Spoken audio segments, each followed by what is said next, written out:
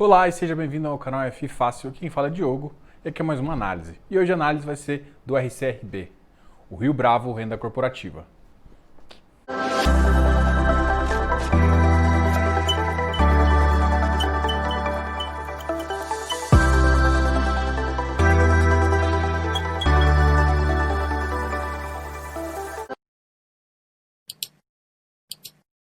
Como é que a gente vai fazer essa análise? A gente vai falar um pouquinho do ativo hoje e, apesar dele estar na 8ª emissão, eu vou começar a contar para vocês um pouquinho da 6ª emissão. Foi onde eu até peguei uma implicânciazinha com a Rio Bravo. Foi justamente por conta da 6ª emissão e eu te conto o motivo. Depois a gente falar um pouquinho da 7ª emissão e vai vir com a 8ª emissão justamente com os propósitos da 8ª emissão e a viabilidade e o que eles acreditam para o fundo. E aí depois a gente faz um bate-bola aí dizendo mais ou menos qual que é a ideia do fundo e você vai decidir se ele se encaixa no seu perfil ou não para você decidir se você vai comprar. Então aqui é simplesmente uma opinião, uma estratégia do fundo para ver se você encara ou não, beleza? Bom, hoje o fundo tem aproximadamente 20 mil cotistas, uma vacância física de 7%, a cota de fechamento foi 175.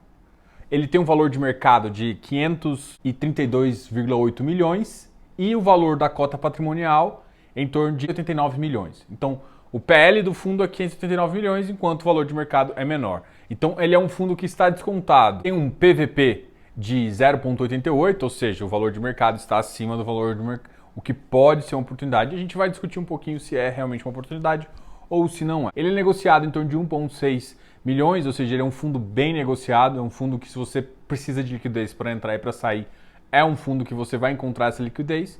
O último rendimento distribuído pelo RCRB, pela Rio Bravo, foi de 0,85, dando um dividend yield da cota do dia de 0,49%. O que atualmente é um dividend yield muito bom. Vamos começar falando um pouquinho da 6ª emissão. A 6ª emissão foi uma emissão 400, foi realizada em 2017. Ela foi realizada entre outubro e novembro de 2017, começou ali em no finalzinho de setembro, né? E por que você está começando então pela 6ª emissão, sendo que é um caso antigo? Bom, eu vou comentar pela 6ª emissão e aí a gente vai conseguir ver um gráfico, tá junto no artigo também, o artigo vai ser divulgado um dia depois do vídeo, mas basicamente é assim, o dividendo depois da 6ª emissão caiu muito, mas caiu muito mesmo. Tipo, tava numa faixa de 0,120, aí ele caiu para 0,80, mas logo um pouco antes. Mas a Rio Bravo tinha já mencionado que o objetivo ia ficar em torno de 0,80, tá? Então não foi, isso não era tão novidade em relação ao I20, mas em relação ao 0,80. O que aconteceu foi que o fundo demorou mais de um ano e 2 meses, 1 ano e 3 meses para fazer toda a alocação.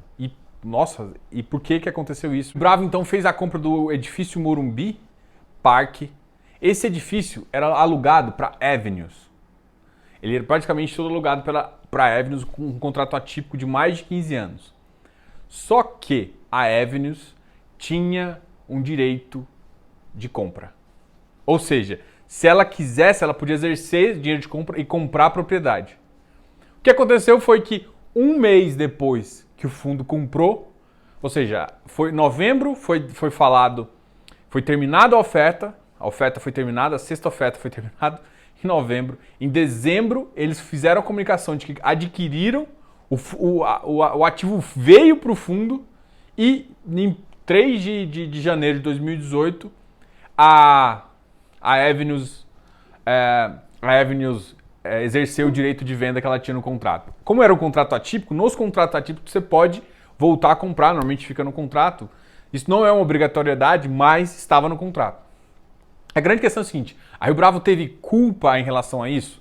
Não foi essa a minha implicância, porque não tem como, eles não têm como controlar. Mas eles poderiam muito, não é possível que eles não conversaram com a Avenue, dizendo que eles iam comprar a laje e eles não fizeram algum indicativo de que isso poderia acontecer.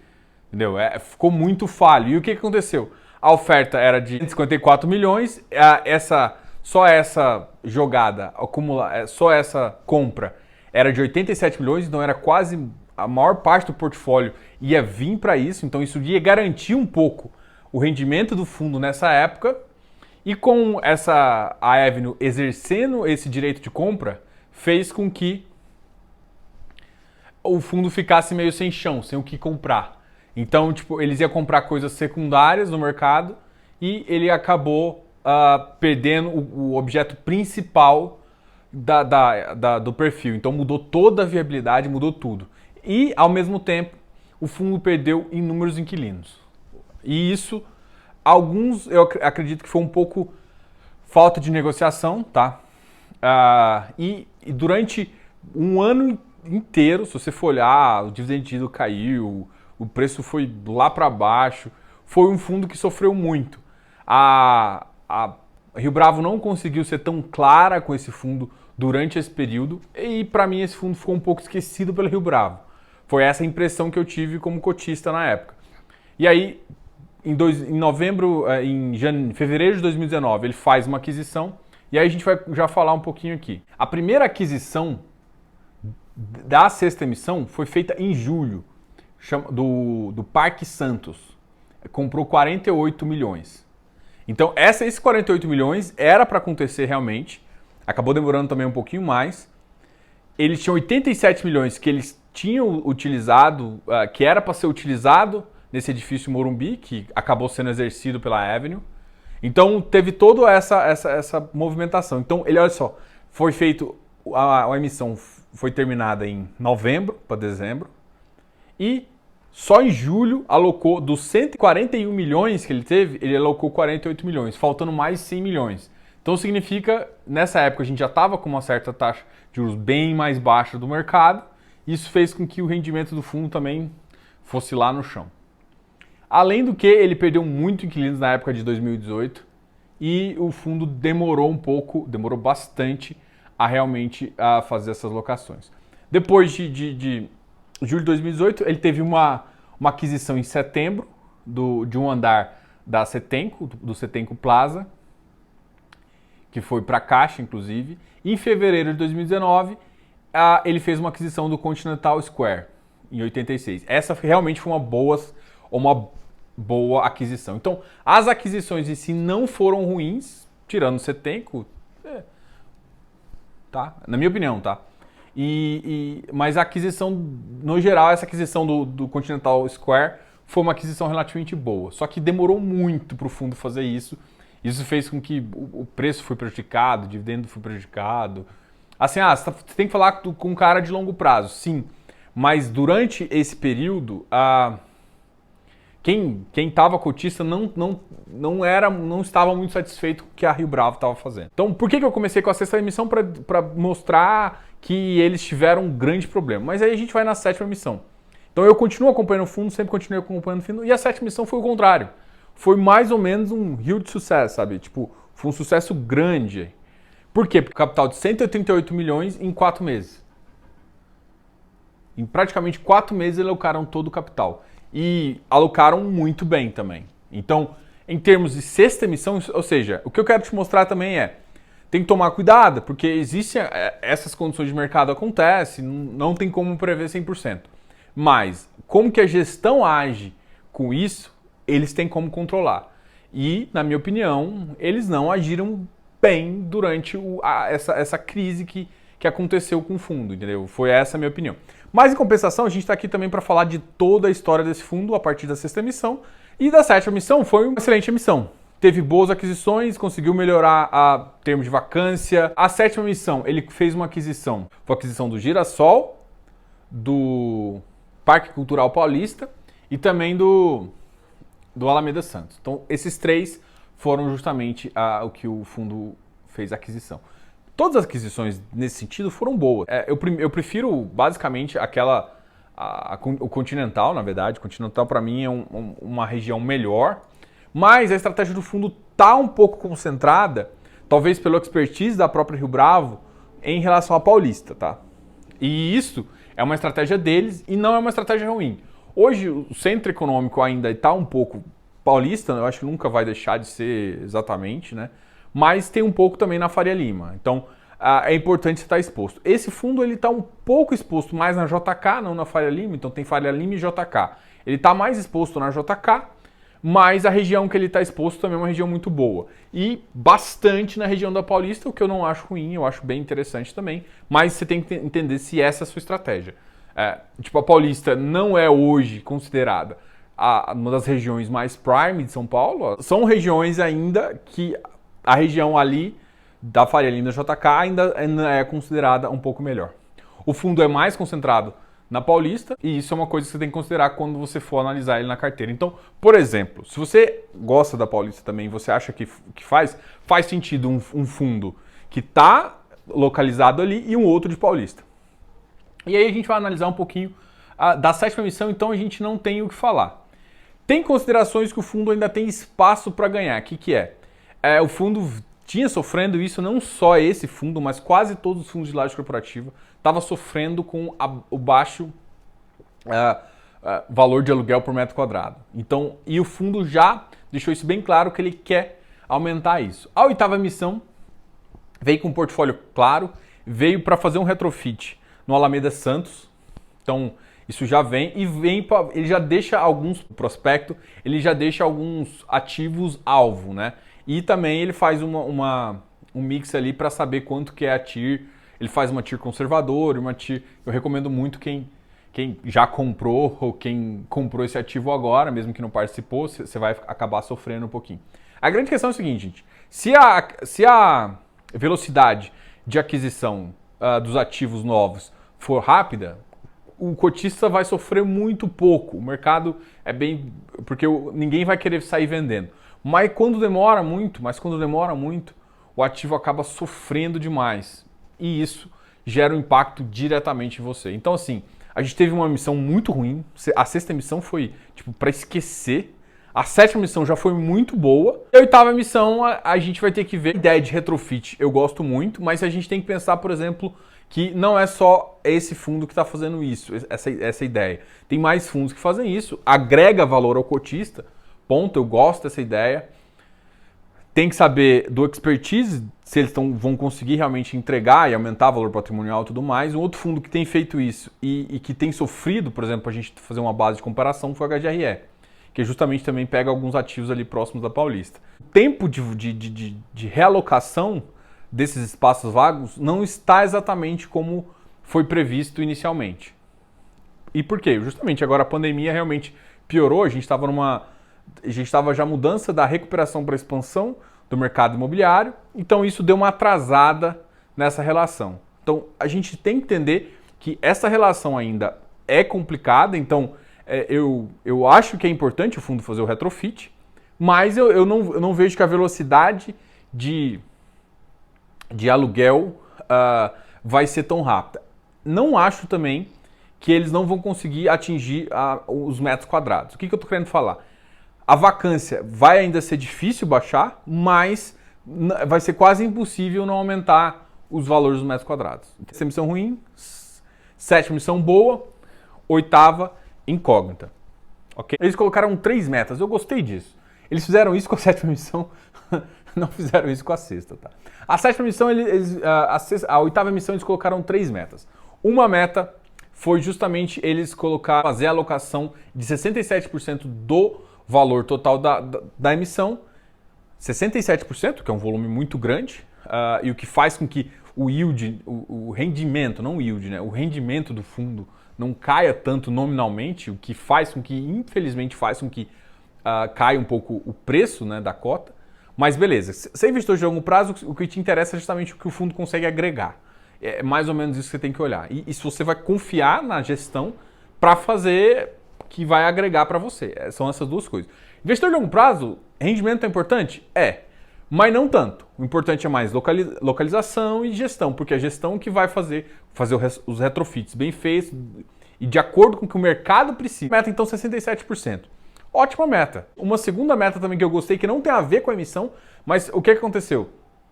A Caixa, que ocupava o Cetenco, um ativo do fundo, que a Caixa ela desocupou esse ativo.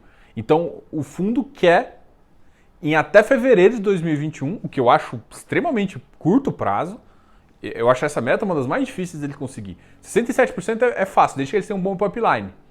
Tá? Agora, a meta de fazer essa ocupação é uma meta excelente. O fundo tem que ter essa meta mesmo. Mas eu só tenho que entender que, tipo assim, se eu vou conversar com você para entrar, eu não entraria com esse pensamento de até janeiro de 2021 ele tá. Só que se ele colocou essa meta, pode ser que ele já saiba que tem alguns interessados, né? Eles colocaram também um preço de metro quadrado para a região que eu também não sei se ele vai conseguir executar. As regiões da Paulista, eu sei que vai melhorar, JK e Faria Lima. A grande questão é a seguinte, mas nossa, mesmo com coronavírus, sim, Diogo, o que todo mundo achava que ia sair, porque tinha muitos prédios que estavam R$ 80 o metro quadrado, mas muitos prédios excelentes, AAAs, A's, em regiões até da Paulista, estava 80. Então o que eles estavam imaginando? Que de 80 ia passar para 160, 170, que era normalmente o preço, isso lá de 2013, 2015 mais ou menos. O que vai acontecer, muito provavelmente? Eles não vão conseguir colocar para 170, mas 140, 130 é mais possível de fazer isso. Então, os fundos, as revisionais vão ajudar o fundo em termos de rendimento. Então, isso vale principalmente, ele tem um portfólio muito na Paulista, então a Paulista estava acho que em 80, 70, a maioria dos contratos que eles comentaram, e deve ir para 120 ou 110. Então isso é ótimo. Não vai conseguir para 140 ou 150, que era o que muita gente no mercado estava pensando no final de 2019. No final de 2019, quando a gente ia fazer alguma projeção, eu pensava nesse sentido, mas não vai ser isso. Faz sentido para você esse tipo de portfólio? Beleza, não faz. Ele também tem uma meta 3, eu acho que eu não falei da meta 3, né? Meta 3. Qual que é a meta 3 então? A meta 3 é ter uma previsibilidade de rendimento. Essa é uma meta interessante, mas não é tão tangível. Não é tão tangível de fazer, não é tão simples da gestão conseguir. É ótimo. Mas, será que vão conseguir? Enfim, a grande questão é a seguinte, previsibilidade de caixa é lindo. É lindo. Todo mundo adoraria ter previsibilidade de caixa, mas a gente está numa empresa, mesmo que a gente não seja uma empresa exatamente, é um fundo. Um fundo tem vacância. É igual você falar assim, beleza, eu tenho um condomínio com vários apartamentos, eu quero ter previsibilidade do caixa. É difícil, tá? Eu acho que atingir como meta é mais fácil. O fundo está ficando cada vez maior, né? Com o patrimônio, aumentando o patrimônio, cada vez mais dilui esse fato de vacância. Mas para mim, por exemplo, um dos probleminhas que esse fundo tem hoje em dia está no Rio. É o ativo da Candelária e o ativo do Flamengo, que para mim são os dois ativos que têm mais vacância, inclusive, e que bastante. Apesar do PL deles ser bem pequeno no fundo, mas ele tem relativamente uma vacância e isso atrapalha um pouco o fundo também. E o Rio não é uma coisa que a gente tem uma previsão de voltar igual São Paulo, né? São Paulo a gente já tá começando a falar em aumentar o metro quadrado do aluguel. No Rio, a gente ainda está pensando em talvez baixar a vacância, porque na verdade a vacância já estava alta, estava em torno de 30%, e a vacância agora, depois da crise, aumentou. E aumentou não porque as empresas... Porque existem dois tipos de vacância, né? A vacância quando tem gente... Por exemplo, São Paulo, o que aconteceu... Teve muita empresa, claro, que quebrou, que acabou saindo mesmo da cidade, mas muita gente utilizou a crise para mudar de perfil. Ou seja, estava num A, foi para um AAA. Estava num A, foi para um AA. Ele melhorou a região com o mesmo preço. Então, ele aproveitou e, claro, congelou o preço por um tempo. Então, a movimentação de São Paulo foi nesse sentido. No Rio, a gente ainda está na movimentação contrária. A gente está com empresas saindo. Sem não estar tendo troca ainda, né? Então, o começo da visão ali do Rio seria quando começasse a ter essas movimentações para regiões mais prime ali, da região do Rio, talvez um prédio na Barra, ou quem está mais concentrado em petróleo, talvez próximo ali do centro. Seria essa movimentação de absorção dessas regiões para sim depois ter uma região que ficou muito boa de apartamento também no Rio, que foi a parte novo do Porto lá. Para você ter ideia, o ativo da Candelária, ele está com uma vacância de 66% e o ativo do Flamengo, Internacional Rio, está com uma vacância de 46%. Os ativos que estão ali próximo da Paulista, eu acho que eu nem vou comentar, porque para mim aqueles lá, para mim é o cerne do fundo, tá?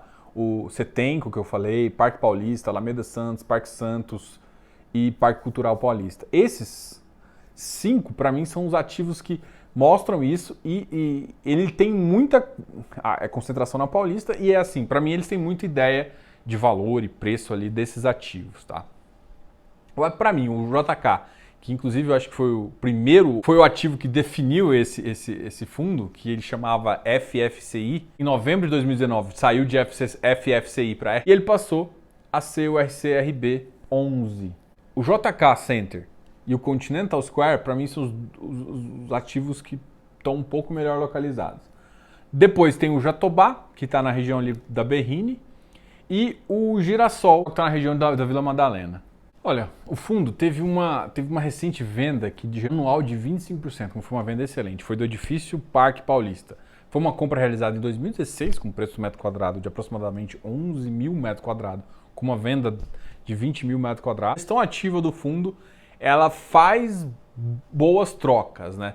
Diferentemente, por exemplo, a gente já falou um pouquinho do BRCR também, que teve umas aquisições um pouquinho mais conturbadas. Até o HGRE, que tem uma excelente gestão também, já teve algumas trocas que foi conturbado, trocas por vacância e tudo mais.